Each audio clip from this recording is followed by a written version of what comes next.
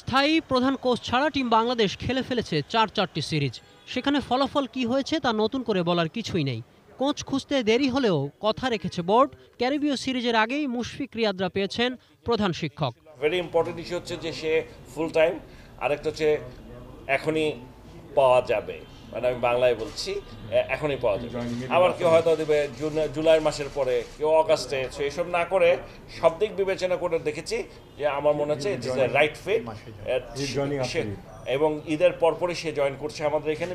বিদেশি কোচের ওপর সবসময় অদৃশ্য একটা চাপ থাকে বিসিবির। দেশের ক্রিকেটে এটা পুরনো রেওয়াজ। স্টিভ রোডসকেও কি সম্মুখীন হতে হবে সেই সমস্যার? কোচ হচ্ছে টিচারের মতো, আর টিচারের উপরে কথা বলার দরকার নেই।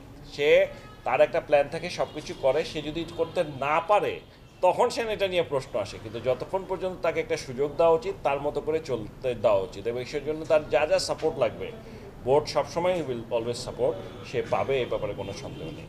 জাতীয় দলের দায়িত্বের হিসেবে বাংলাদেশি প্রথম অ্যাসাইনমেন্ট স্টিভ রোডসের। সাবেক উস্তাদশায়ার কোচ বাংলাদেশ দলের খোঁজ খবর রাখেন নিয়মিত। এই দলের সঙ্গে নিজেকে জড়িয়ে সম্মানিত বোধ করছেন ইংল্যান্ড জাতীয় দলের সাবেক উইকেটরক্ষক batsman Steve Rhodes. Bangladesh did well in the Champions Trophy in England, so they proved that সম্মানিত বোধ করছি বাংলাদেশ দলে দায়িত্ব নিতে পেরে। বোর্ড আমার উপর আস্থা রেখেছে, সেজন্য ধন্যবাদ। বাংলাদেশ ভালো একটি দল হয়ে উঠেছে। ইংলিশ কন্ডিশনে চ্যাম্পিয়ন্স ট্রফিতে ওরা সেমিফাইনাল খেলেছে। বিশ্বকাপে যদি ফাইনালে খেলতে পারে সেটা সত্যি দারুণ হবে। see Bangladesh lined up in a final, that would be a fantastic.